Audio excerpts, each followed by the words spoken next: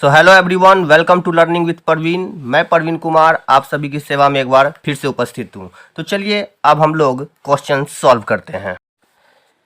Question number 7, find the 31st term of the AP whose 11th term is 38 and the 16th term is 73।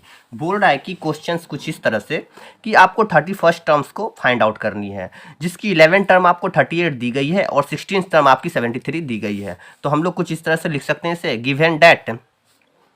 given that 11th terms that's mean A11 या फिर T11 आप इसे बोल सकते हैं। A11 is equal to 38। तो यहाँ पर से हम A11 का आप निकाल सकते हैं A plus 10D is equal to 38। ये हो गई आपकी इक्वेशन फर्स्ट। फिर जो गिवन टर्म दूसरा था एंड दूसरा टर्म जो था वो आपकी A16 दी गई है। कितनी दी गई है? वो है आपकी 73 दी गई है। तो A16 को हम लोग A प्लस 15D कह सकते हैं इज इक्वल टू 73। ये आप इक्वेशन सेकेंड कह दिए। अब फ्रॉम फर्स्ट एंड सेकेंड क्या होता है? अब from equation first and second, तो from equation first and second, first and second equation को अब हम लोग क्या करते हैं? सॉल्व करते हैं। तो फर्स्ट एंड सेकेंड इक्वेशन को सॉल्व करने का condition A plus 10D is equal to 38 and A plus 15D is equal to 73। इस क्वेश्चन को सॉल्व करके आप एलिमिनेशन मेथड के थ्रू इसे सॉल्व कर सकते हैं।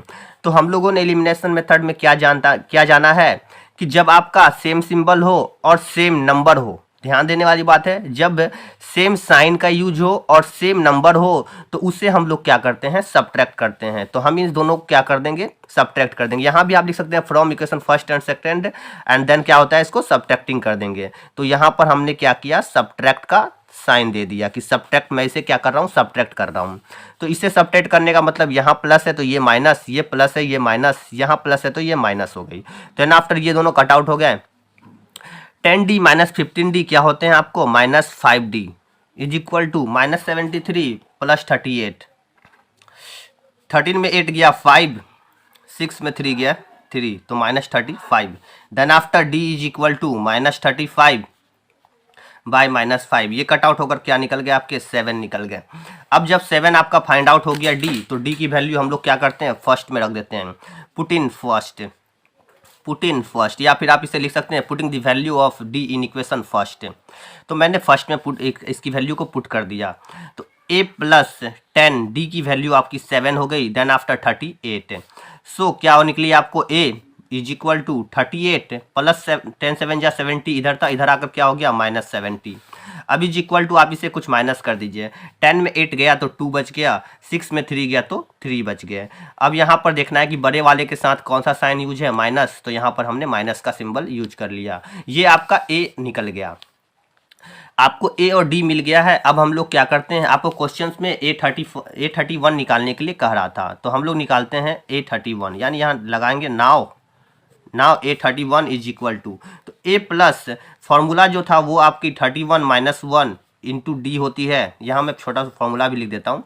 AN इज इक्वल टू होती है A plus N minus 1 into D. इस फॉर्मूला पे आप इसे सॉल्व कर रहे हैं। तो A प्लस N के प्लेस पर ये 31 है, यहाँ N था तो यहाँ पर 31 है, सो इसलिए इसके N के प्लेस पर 31 हो जाएगी।